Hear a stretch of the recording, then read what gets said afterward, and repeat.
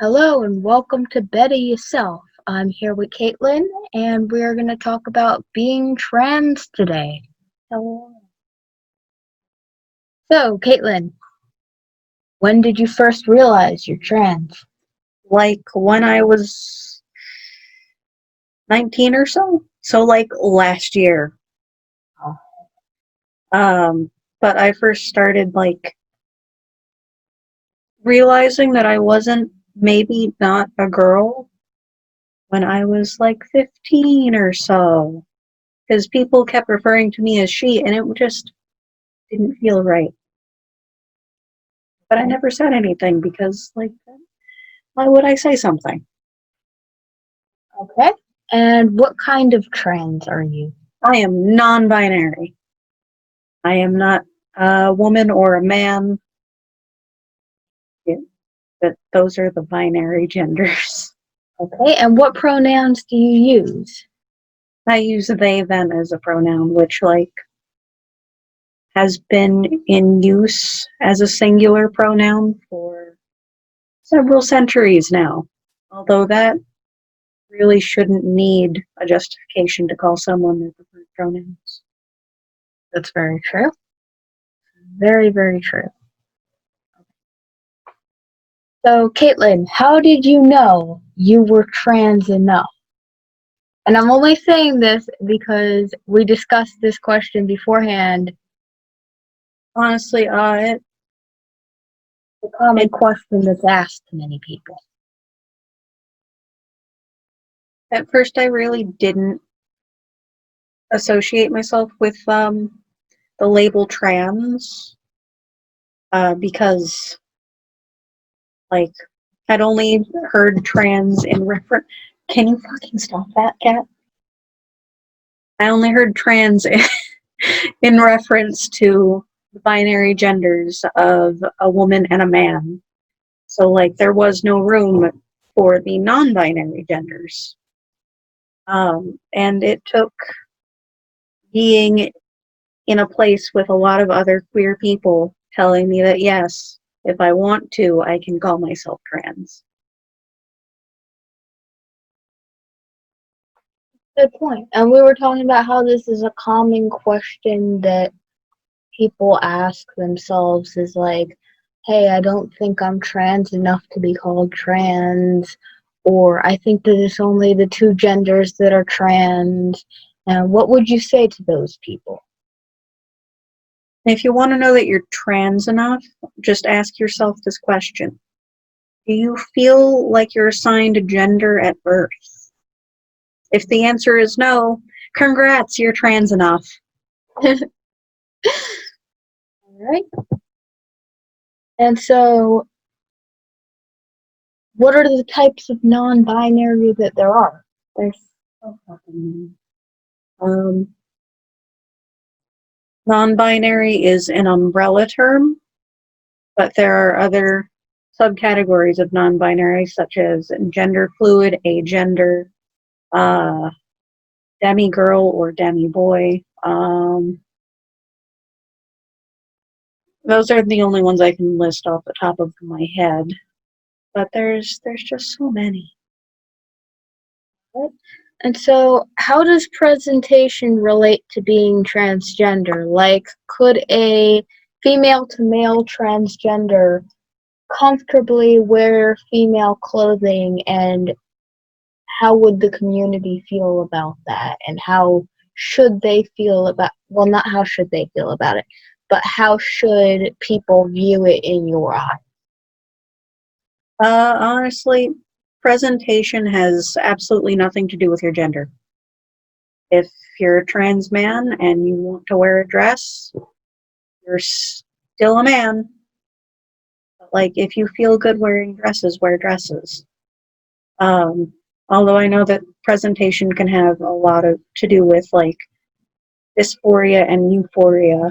Because for the longest time, I stayed away from feminine clothing. Like, I only just recently got a purse. And let me tell you, it is so convenient because I don't have to take this tiny bag off my back. No, instead I can just look at my hip and there it is. the things I wanted. That's so true. Or like wearing dresses. I only started doing that like last month. Yes, and they And, look like, very good on you. thank you. But it's just sometimes it's too hot. Yes, it's way too hot for pants most of the time. Pants are for squares. Okay, so you're talking about dysphoria. Do you need to have dysphoria to be transgender, or are there transgender people without dysphoria? I personally do not have dysphoria and I am trans. You can be trans without dysphoria. But for It's anyone who didn't know, dysphoria is when you don't feel okay in your own skin a lot of the time. which is different from body image issues. Yeah. There's a specific disconnect between how you feel and how your body looks, which actually sounds a lot like body image issues. That's true, but it is a different thing. Um, this is a question I've been wanting to ask for a while now. Is there do you believe it's a chemical aspect in the brain, a choice, or a spiritual aspect that makes a person trans? I think it has to do with like brain chemistry.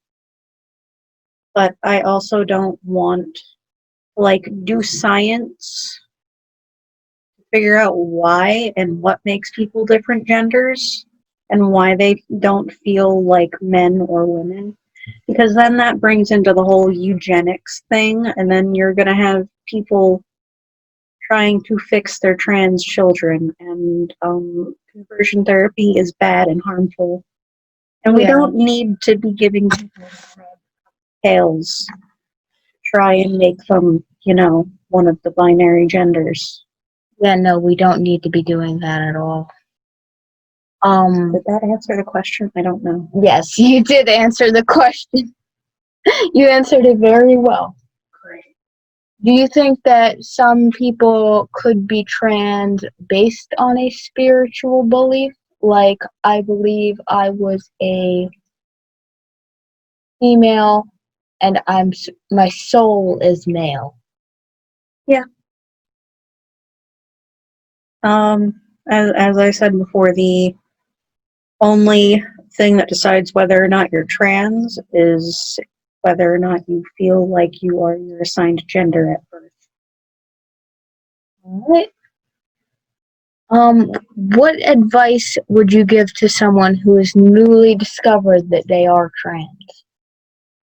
Baby steps. Like, if you're a male to female trans person, you don't have to like go and start shaving your legs or like start hormones or like immediately switch all your wardrobe out to like makeup and dresses and girly and frilly things. And like if you're a trans man, you don't have to like stop shaving your legs or stop wearing makeup or any of that stuff. It's like baby steps. So one day maybe like paint your nails or like wear more masculine pants. Also, masculine pants have such deep pockets. It's fantastic. They do. They are way better than feminine pants, to be honest. And like, for example, with pants, no one can really tell the difference between pants. They're just pants. Do you have any advice that you would have given to yourself a year ago? I did not need to go out and buy all the masculine dress clothes. No. I've used it once. You gave a couple of them to me. I really appreciate that. Now, the button-down shirts that are like the plaid thing are dress clothes. I don't think I've actually shown you the dress clothes. Oh. Like, I got dress shoes and like a shirt and a vest and like weird slack stuff. And suspenders. I like the suspenders. Yeah. I don't regret those. Or the bow ties. Bow ties are great. Alright. Um, So,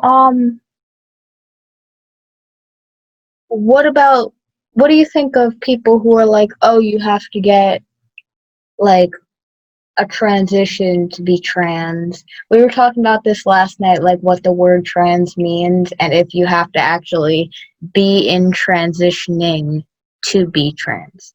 no, you don't have to transition to be trans. Transitioning is a very personal decision. Um, some people don't want to mess with their hormones because, like, essentially you're going to go through puberty again, and who wants to do that? And the people that do, you're very brave people. Yes, you are. And surgery is expensive, and like sometimes it's just a really big hassle. It's one of the reasons that I haven't looked into options of doing at least a little bit of tea. That's a lot of work. Yeah, I've had a bunch of friends who are on that, and they go through like crazy changes. Mhm. It's not for everyone, but yeah. So, hmm. I had a question, but I lost it. Understandable. That happens. What do you think the community is like for trans people, and how can trans people get more involved with their communities? Um, the trans community is very supportive. Like, not everything is Tumblr where everything is a call out post and has specific guidelines. And honestly, fuck tersts and gatekeeping, but like, yeah, the community is very accepting and welcoming. And in order to get in touch with like more people, well, we have social media.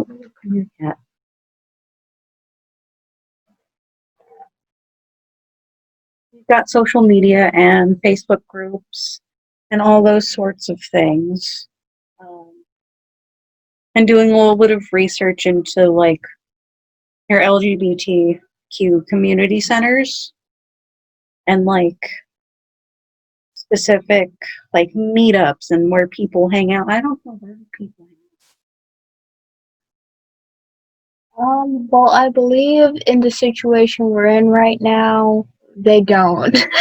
I mean, you're not wrong, but just a quick Google search of like LGBT centers in my area. Yeah, I mean, like, I heard that there's like a lot of them hang out at like the coffee shops around here. Sometimes they go to like the pride festivals, which you can find all year round, even if they're not during Pride Month. You can find meetups and support groups and clubs. I personally got in touch with the queer community for college. I'm also aware that not everyone goes to college and college isn't for everyone, and that's okay. Yeah. Like, that's expensive. Yeah, it is. All right. Any last comments you'd like to make? Look at the cat.